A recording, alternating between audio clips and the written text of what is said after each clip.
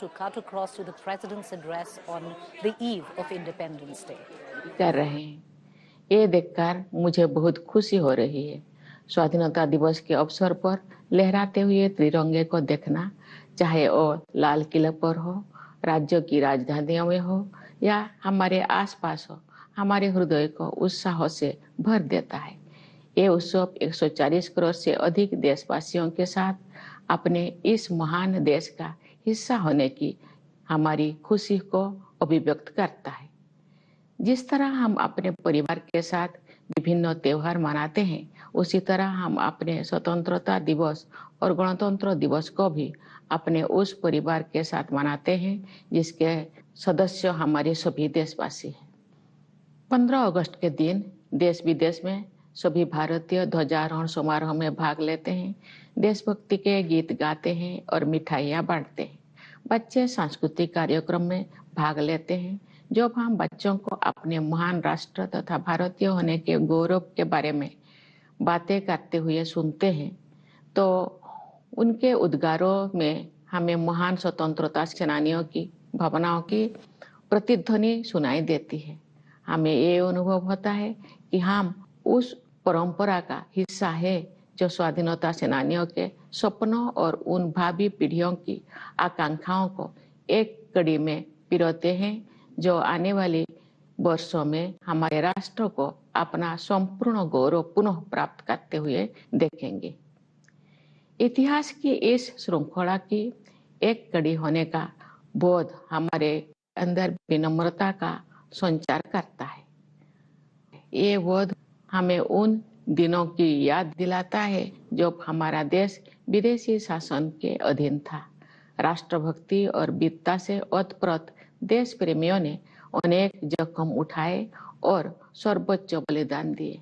हम उनकी पावन स्मृति को नमन करते हैं। उनके अथक प्रयासों के बल पर भारत की आत्मा सदियों की नींद से जाग उठी।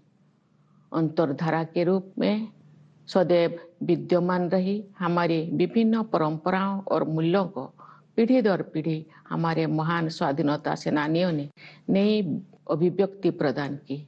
मार्गदर्शक नक्षत्र की तरह राष्ट्रपिता महात्मा गांधी ने स्वाधीनता संग्राम की विभिन्न परंपराओं और उनकी विविध अभिव्यक्तियों को एकजुट किया। साथ ही सरदार पटेल, नेताजी सुभाष चंद्र बोस और बाबा साहेब आम्बेडकर तथा भगत सिंह और चंद्रशेखर आजाद जैसे अनेक महान जननायक भी सक्रिय थे। ये एक राष्ट्रव्यापी आंदोलन था जिसमें सभी समुदायों ने भाग लिया।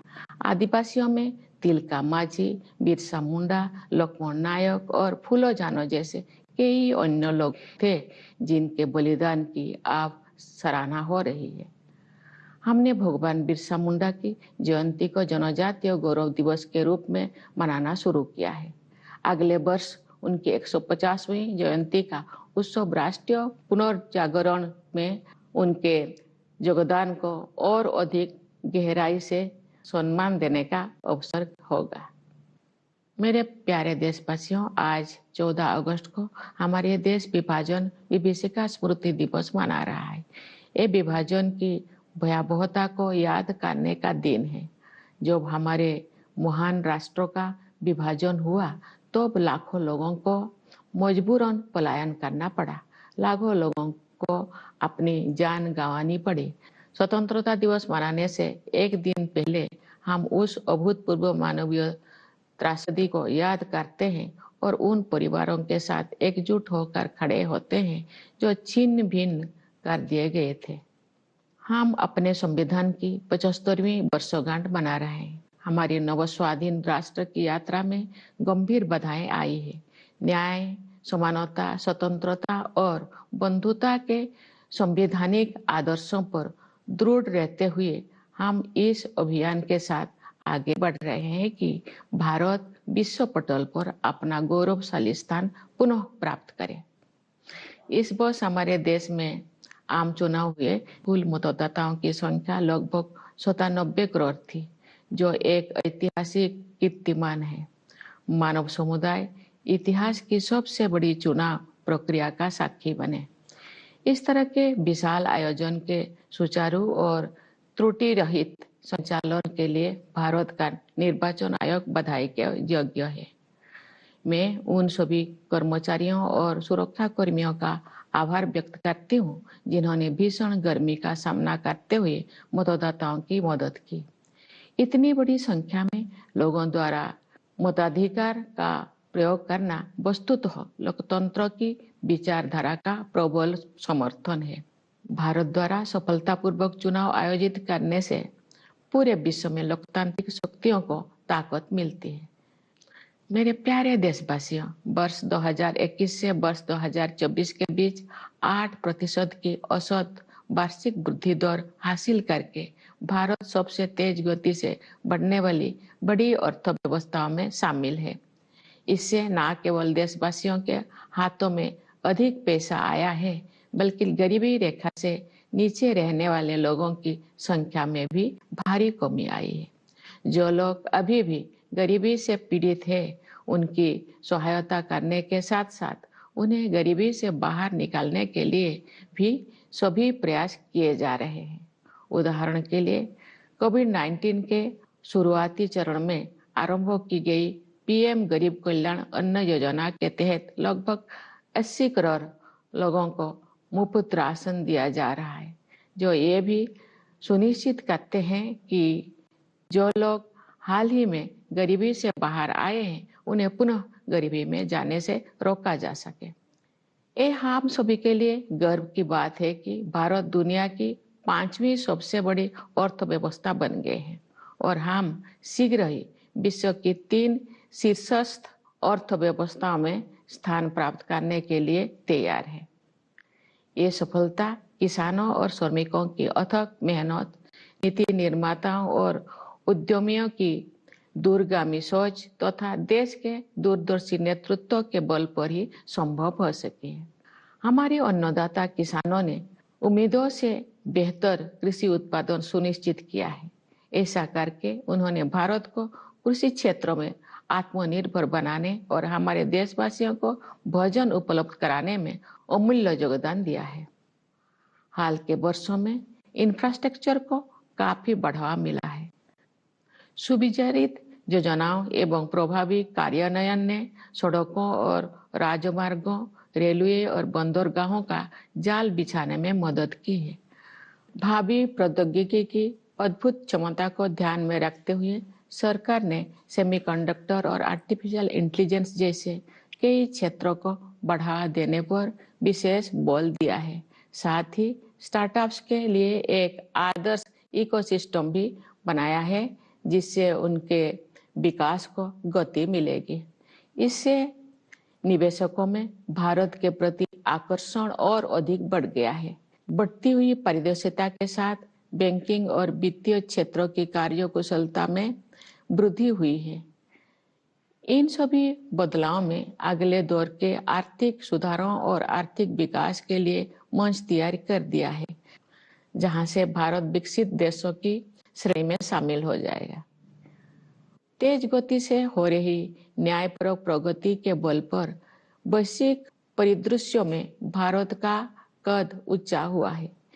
G20 की अपनी अध्यक्षता के सफलतापूर्वक संपन्न होने के बाद भारत में ग्लोबल साउथ को मुखर अभिव्यक्ति देने वाले देश के रूप में अपनी भूमिका को मजबूत बनाया है। भारत अपनी प्रभावशाली स्थिति का उपयोग विश्व शांति और समृद्धि के विस्तार हेतु करना चाहता है। मेरे प्यारे देशवासियों, हमें संविधान निर्माता डॉक्टर B.R. अम्बेडकर के शब्दों को भी सदैव याद रखना चाहिए। उन्होंने ठीक ही कहा था और मैं उन्हें उद्धृत करती हूँ। हमें अपने राजनीतिक लोकतंत्र को सामाजिक लोकतंत्र भी बनाना चाहिए। राजनीतिक लोकतंत्र तब तक नहीं टिक सकता जब तक कि उसके आधार में सामाजिक लोकतंत्र ना हो। राजनीतिक लोकतंत्र की निरंतर प्रगति से सामाजिक लोकतंत्र को मजबूत करने की दिशा में की गई प्रगति की पुष्टि होती है। समावेशी भावना हमारे सामाजिक जीवन के हर पहलू में दिखाई देती है। अपनी विविधताओं और बहुलताओं के साथ हम एक राष्ट्र के रूप में एकजुट होकर एक साथ आगे बढ़ रहे हैं। समावेश के साधन के रूप में अफर्मेटिव एक्शन को मजबूत किया जाना चाहिए। मैं दृढ़ता के साथ ये मानती हूँ कि भारत जैसे विशाल देश में कथित सामाजिक स्तरों के आधार पर कलहों को बढ़ावा देने वाले प्रवृत्तियों को खारिज करना होगा। सामाजिक न्याय सरकार की सर्वोच्च प्राथमिकता है। सरकार ने अनुसूचित जातियों, अनुसूचित जनजातियों और समाज के अन्य हाशियों के वर्गों के कल्याण के लिए अनेक अभूतपूर्व कदम उठाए हैं। उदाहरण के लिए प्रधानमंत्री सामाजिक उत्थान एवं रोजगार आधारित जनकल्याण यानी पीएम सूरज का उद्देश्य हाशिए पर के लोगों को सीधे वित्तीय सहायता प्रदान करना है। प्रधानमंत्री जनजातीय आदिवासी न्याय महाअभियान यानी पीएम जनमन ने एक जन अभियान का रूप ले लिया है। इसके तहत विशेष रूप से कमजोर जनजातीय समूह यानी पीवीटीजी की सामाजिक आर्थिक स्थितियों में सुधार के लिए निर्णायक कदम उठाया जा रहा है। National action for mechanised sanitation ecosystem यानी नमस्ते योजना के तहत यही सुनिश्चित किया जाएगा कि किसी भी सफाई कर्मचारी को सीवर और सेप्टिक टैंक की सफाई के जख्म भरे काम को हाथों से नहीं करना पड़ेगा। न्याय शब्दों के सबसे व्यापक अर्थ में अनेक सामाजिक आयाम सम्मानित हैं। उनमें से 2 आयामों पर मैं विशेष रूप से जोर देना चाहूंगी। वे आयाम है स्त्री पुरुष के बीच न्यायपूर्ण समानता तथा क्लाइमेट जस्टिस। हमारे समाज में महिलाओं को केवल समानता का ही नहीं बल्कि समानता से भी ऊपर का दर्जा दिया जाता है।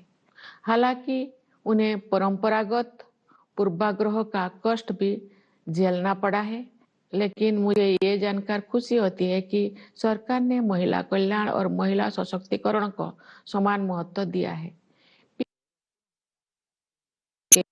बजट प्रावधान में 3 गुना से अधिक की वृद्धि हुई है। श्रमबल में उनकी भागीदारी बढ़ी है। इस संदर्भ में जन्म के समय बेटियों के अनुपात में हुई उल्लेखनीय सुधार को सबसे उत्साहजनक विकास कहा जा सकता है। महिलाओं को केंद्र में रखते हुए सरकार द्वारा अनेक विशेष योजनाएं भी लागू की गई है। नारी शक्ति बंधन अधिनियम का उद्देश्य महिलाओं का वास्तविक सशक्तिकरण सुनिश्चित करना है। जलवायु परिवर्तन एक यथार्थ का रूप ले चुका है। विकासशील देशों के लिए अपने आर्थिक प्रतिमानों को बदलना और भी अधिक चुनौतीपूर्ण है। फिर भी हमने उस दिशा में आशा से अधिक प्रगति की है। ग्लोबल वार्मिंग के सबसे गंभीर कुप्रभावों से पृथ्वी को बचाने के लिए मानव समुदाय द्वारा किए जा रहे संघर्षों में अग्रणी भूमिका निभाने पर भारत का गर्व है।